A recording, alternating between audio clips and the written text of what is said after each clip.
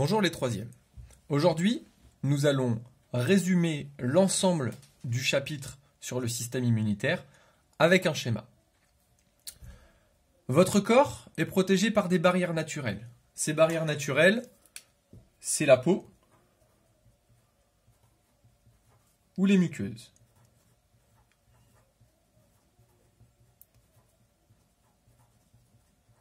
Ces barrières naturelles délimitent votre corps entre le milieu extérieur et le milieu intérieur. Le milieu intérieur, c'est vos tissus, vos organes, les cellules, le sang, etc.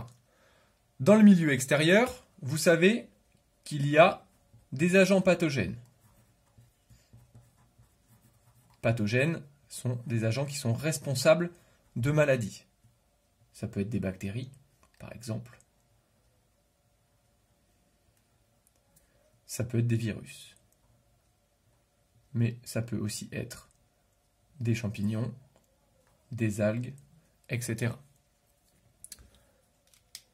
Ces agents pathogènes, tant qu'ils sont à l'extérieur, ça ne pose pas de souci. À partir du moment où ils vont pénétrer dans le milieu intérieur, ça peut engendrer une réaction immunitaire. Comment ? Les agents pathogènes que vous voyez ici portent à leur surface des molécules qu'on appelle des antigènes, que j'ai représentés par des triangles ici pour mon virus, ou des petits ronds pour ma bactérie. Ces molécules, on appelle ça des antigènes. Ces antigènes, à partir du moment où ils vont rentrer dans votre corps, ils sont différents de toutes les molécules que vous possédez. Et donc du coup, votre corps va réagir en déclenchant ce qu'on appelle une réaction immunitaire. Pour expliquer toutes ces réactions immunitaires, on va prendre un cas simple. On va considérer que votre peau est endommagée par une épine.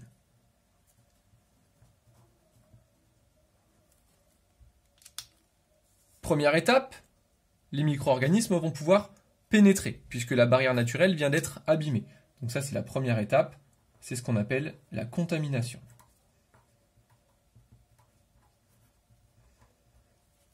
Une fois à l'intérieur, ces agents vont pouvoir se multiplier. C'est ce qu'on appelle l'infection.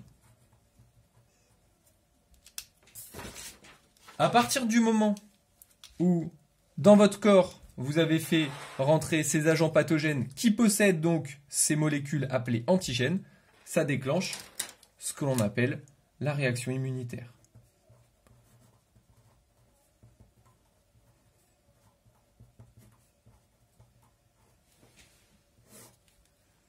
La réaction immunitaire, vous allez voir qu'elle se fait en plusieurs étapes. On va avoir une réponse ou une réaction immunitaire qui va être relativement rapide, qui va agir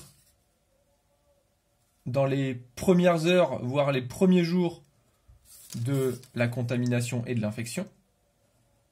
Et cette réaction fait intervenir un premier type de leucocytes qu'on appelle les phagocytes.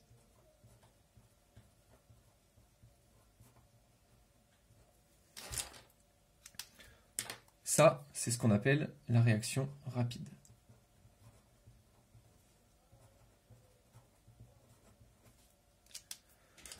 Les phagocytes, c'est des leucocytes. Ils sont transportés dans le sang. Ils vont se diriger sur le lieu de l'infection et ils vont aller à la rencontre de ces micro-organismes.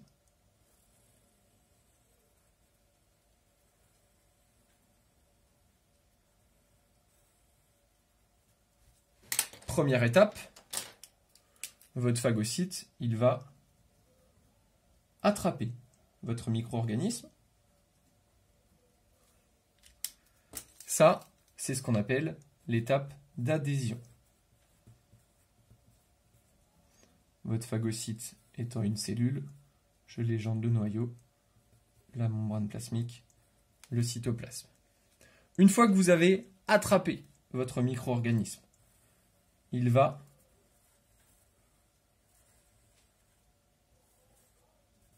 mon noyau, hop, cytoplasme, membrane plasmique, il va pouvoir ingérer votre micro-organisme. Ça, c'est l'étape d'ingestion.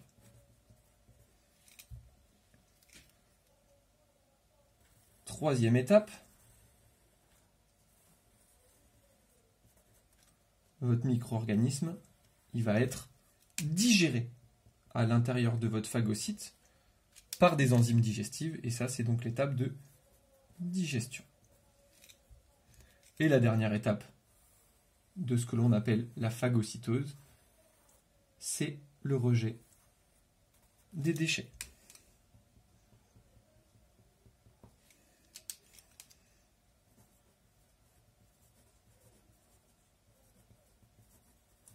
Là, donc, vous avez la première réaction immunitaire, la réaction rapide qui fait intervenir des phagocytes. Et cette réaction immunitaire s'appelle la phagocytose. Si c'est suffisant, si l'infection est éliminée grâce à la phagocytose, on s'arrête là. Parfois, ce n'est pas suffisant.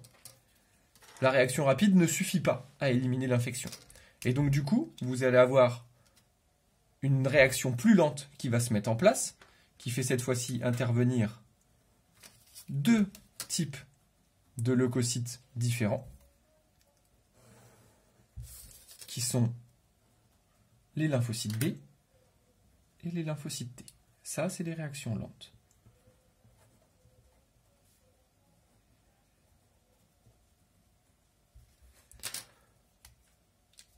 Donc, comme on l'a dit pour la réaction rapide, les réactions rapides et les réactions lentes, il faut intervenir des leucocytes. C'est ce que vous appelez, vous, les globules blancs.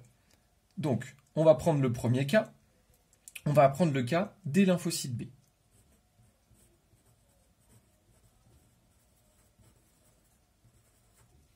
Les lymphocytes B,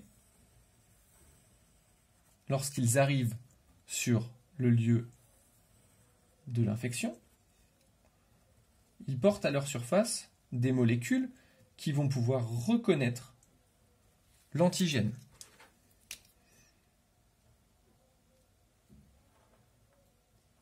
Cette reconnaissance, elle est spécifique. Je m'explique. Vous avez le cas ici d'une bactérie.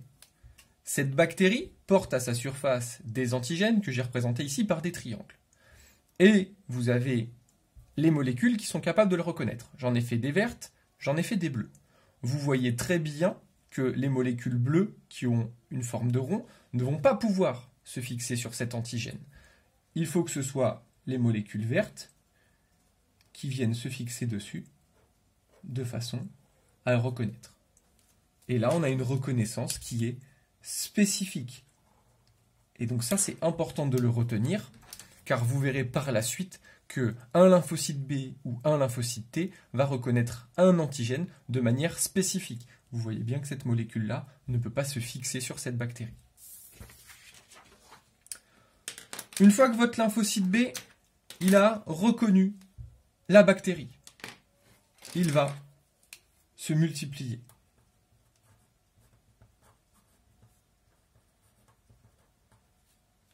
Et donc du coup, là vous allez fabriquer des lymphocytes B qu'on appelle des lymphocytes B sécréteurs d'anticorps. On va remettre le noyau. Ça, c'est toujours mes lymphocytes B. Donc, mes lymphocytes se multiplient. On est toujours sur le cas des lymphocytes B.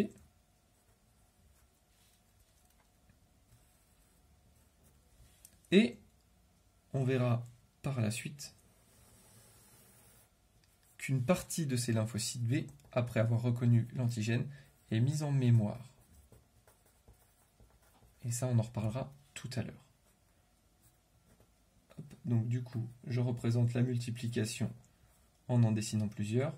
Et évidemment, on met une légende. Donc ici, nous avons des lymphocytes B qui sont producteurs d'anticorps.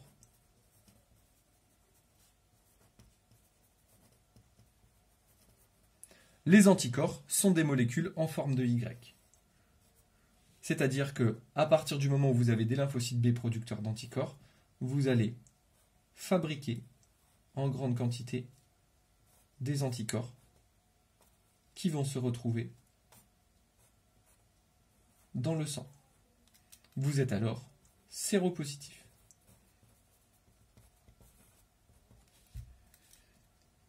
Comment ces anticorps peuvent régler l'infection?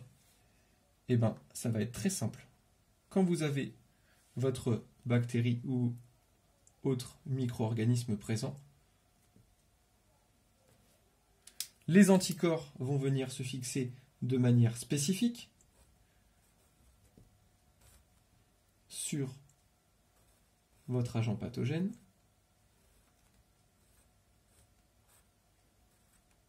Et à partir du moment où celui-ci est totalement entouré d'anticorps, il ne peut plus bouger. Et donc ça facilite la phagocytose.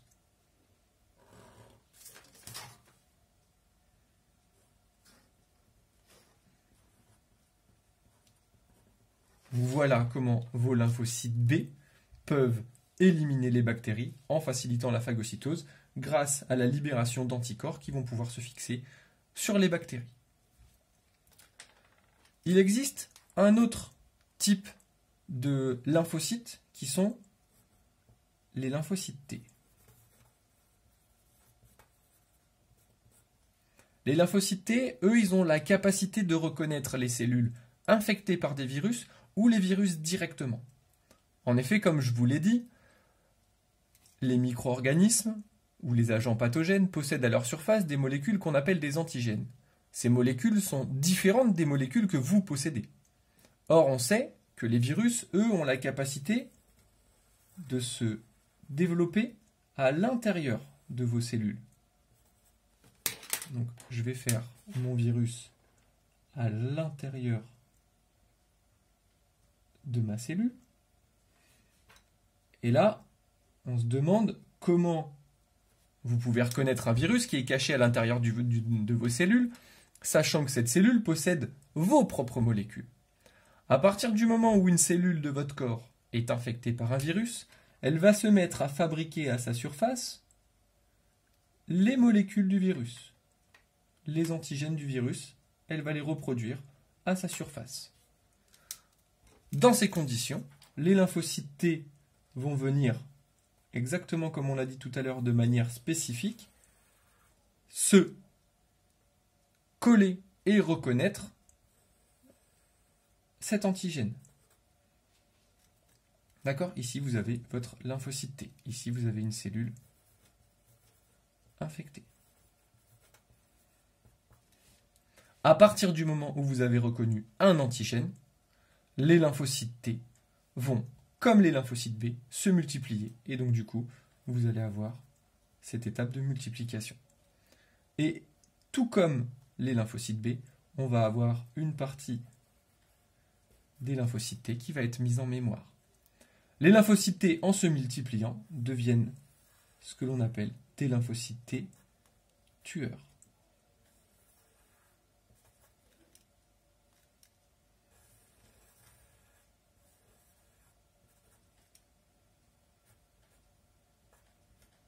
Et évidemment, je mets à la surface de la membrane plasmique les molécules qui vont permettre de reconnaître les antigènes. Et donc ici, vous avez cette fois-ci des lymphocytes T tueurs.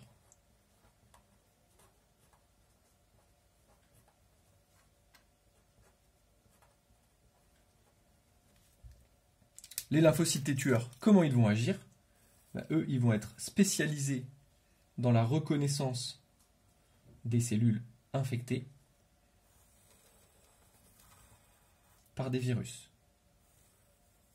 Hop, on va faire le noyau.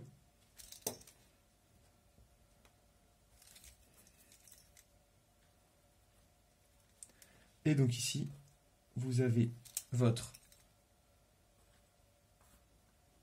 cellule infectée par un virus.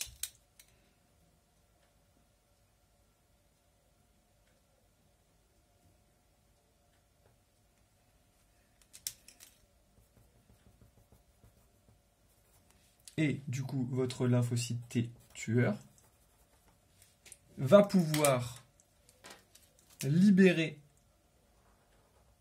une enzyme de façon à détruire la cellule infectée et donc aussi détruire votre virus. C'est-à-dire que là, vous avez une destruction.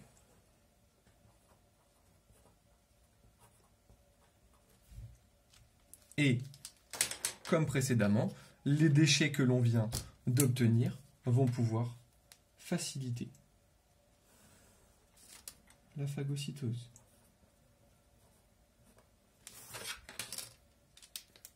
Voilà, donc là on vient d'expliquer ce que c'est que la réaction immunitaire.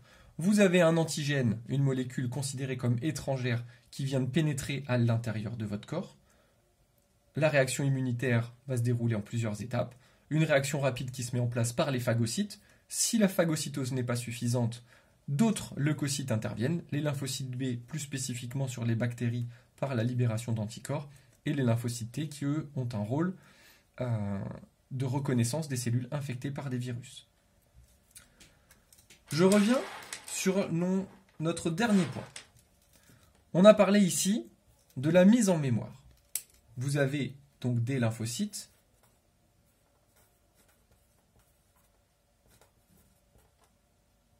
qui sont mis en mémoire, donc des lymphocytes mémoire. Ces lymphocytes mémoire ont été mis en mémoire une fois que l'antigène a été reconnu. C'est-à-dire que vous avez reconnu un antigène de manière spécifique, et bien votre corps va garder en mémoire quelques lymphocytes, des lymphocytes B et des lymphocytes T, de façon à ce que si cet antigène,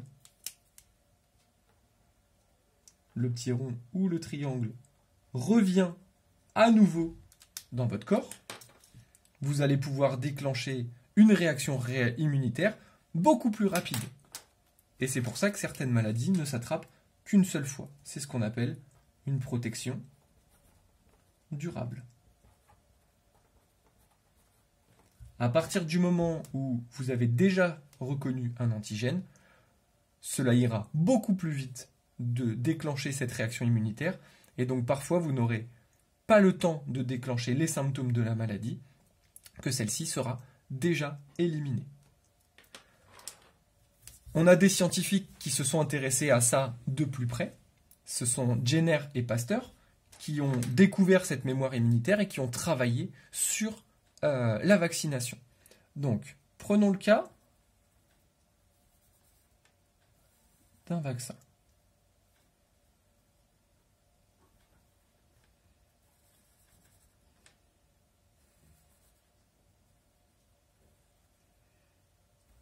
Imaginons que vous vous faites vacciner.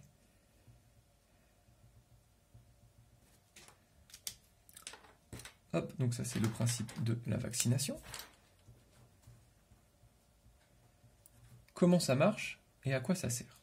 À partir du moment où vous vous faites vacciner, vous allez injecter dans votre corps soit le micro-organisme atténué, soit le micro-organisme mort, soit directement l'antigène. À partir du moment où vous allez injecter votre agent pathogène ou son antigène, vous allez déclencher une réaction immunitaire.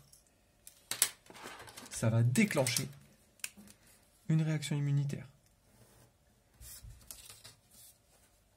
Mais qui sera beaucoup plus calme et beaucoup plus faible. Donc on a dit déclenche une réaction immunitaire.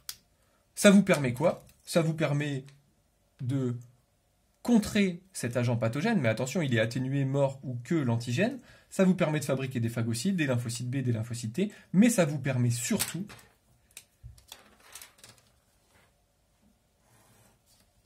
d'activer cette production et donc du coup de mettre en mémoire. Production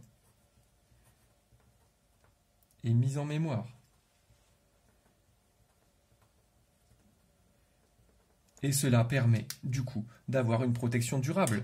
Ce qui fait que si vous êtes vacciné contre un agent pathogène, si vous rencontrez dans la vie cet agent pathogène, votre réaction immunitaire sera beaucoup plus rapide et donc du coup vous n'aurez pas le temps de déclencher la maladie.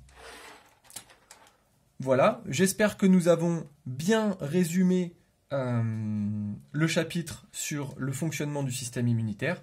Comme tout schéma, on met un titre, le fonctionnement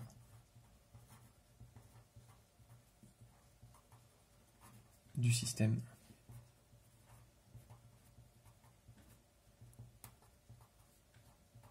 immunitaire.